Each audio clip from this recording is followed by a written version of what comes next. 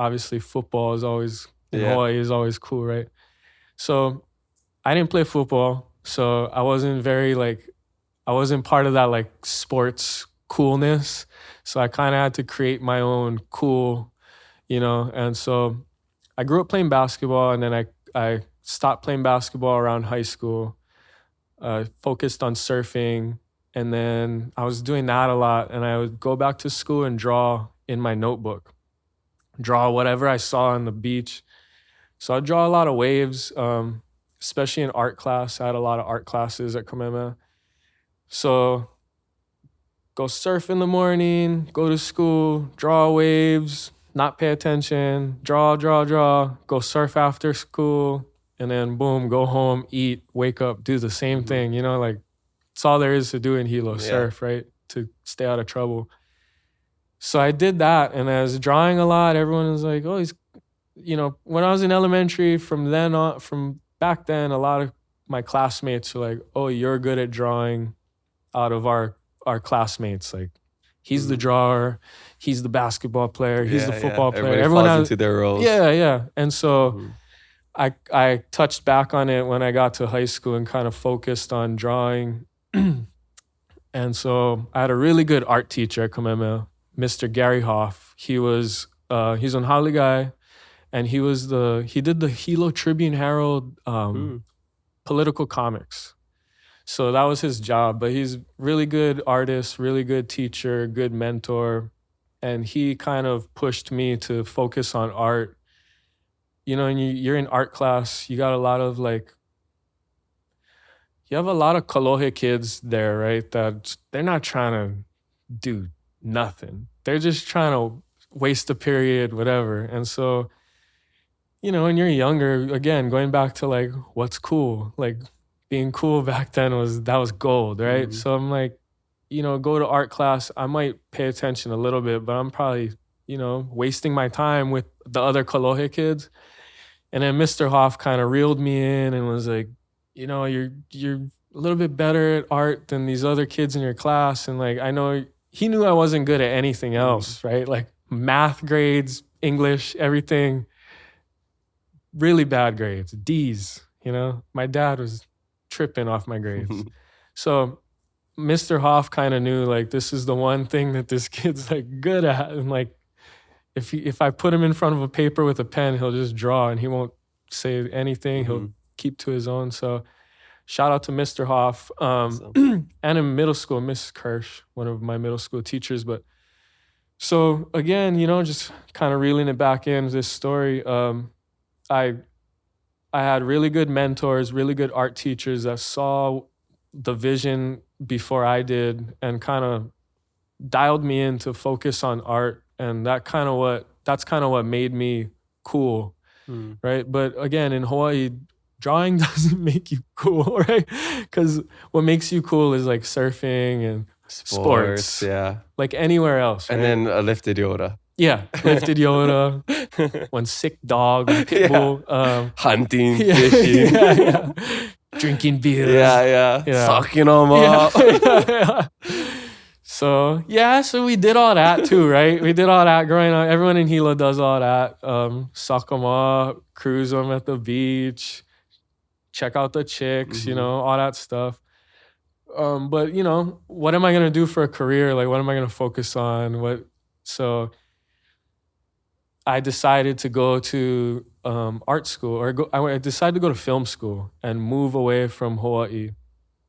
Because looking back, growing up in Hilo, I was like, it's like those things are what makes you cool. And those things are what kind of, in my young mind back then, 18, 17, right? Like, these are the things that people hold up as value, like strongly hold to their core. Like, this is what makes you a contributing member to society, right? Playing football or whatever. And so I wanted to move to the mainland, specifically San Francisco, because I knew that they're more art related and the people there were more, at least what I thought, would be more aligned with what I'm into. And so that's what ultimately I made a decision to leave when I was 18. And yeah, I think it worked out. But I guess going back to growing up in Hilo and how that was, is like, talking about there's a lot of ego in Hilo, right? Or in small towns in general. I think young men don't really know how to express themselves, right?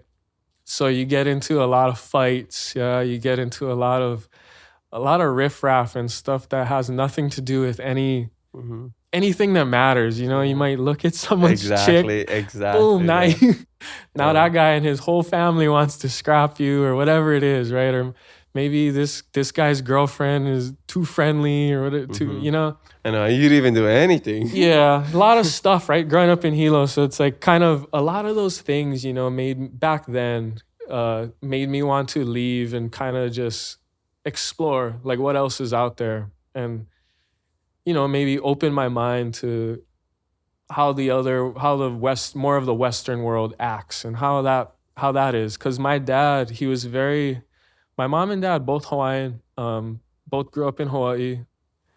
My mom's from Kamuela, my dad's from Honokaa. They're very like country, but they're very like, they wanted us to see more, than where did Big they Island. get that from? I think my grandparents, because my grandpa, who he passed away, R.I.P. But he was a very like entrepreneurial guy, and he worked for a bunch of different like companies. He started off as a police officer in Hawaii and realized that HPD kind of has like, there's a hierarchy, and so he wasn't gonna make chief, in the time that he wanted, right? So my papa kind of saw that. This is kind of the history of my family, right? So he saw that, and in his business mind was like, I can't provide for my family if I'm not gonna make chief by the time I'm 30 or whatever age, right? He had in his mind. And so he decided to leave and go work in sales and do like, sales. It's kind of like it's a Western job, right? Like we don't sell stuff in Hawaii. We trade. So, barter. Yeah. So he kind of, he did that, and he did a bunch of other like businesses that he started, like food distribution. So he used to work in the MacNut. Oh, okay. Selling. Which is cool. Yeah, you have a partnership with Mauna Loa MacNuts. Yeah, so he actually worked for Royal Hawaiian, what is it? Royal Hawaiian Orchard. Okay. Which now, I believe that's the name of it, but they own Mauna Loa and all those. So it's full circle. I know. That's awesome. But while he was doing that, he saw, my uncle told me this story, so it's kind of like based off of his story, right? So he started all these other distribution businesses for like food and stuff, because he saw how easy it was to like make money off of a commodity that grows so well in Hawaii. So he tried to do some other things. And so I think kind of that's where that spirit and that idea comes from on that side, from my dad's side. My mom's completely different. She grew up like Hawaiian homes, poor. My grandpa was never around. And so for her, it was not having anything growing up. I think she wanted to just have it all, right? In a sense. So for her, she wanted us, they were they had kids already. They were stuck on Big Island. But I think if it was up to them, they would have left and raised us probably here in Honolulu. But yeah, so I think both sides of my family kind of have this like entrepreneurial spirit, this follow your passion spirit. My dad started his own business, and my mom helped him with that. And so, yeah, I'm grateful, as a kid of parents like that. I do miss, like, I talked to you at the Mauna Loa event, where I was like, I wish I could olelo fluently like you. And my parents just weren't those kind of Hawaiians, it's like they were more business oriented. And so sometimes I am spiteful about it, but the older I get, the more I'm like, they raised me how they've thought was right for them in that era. And yeah, can't complain, you Yeah, know. I The mean, only- you still I can learn Olelo maybe, Yeah, you know, yeah. like that's, you know. You turned out okay. Yeah, it turned all right. Yeah, I learned You're like not in jail. yeah. No, Not right now. Yeah, not yet. There's still time. Yeah.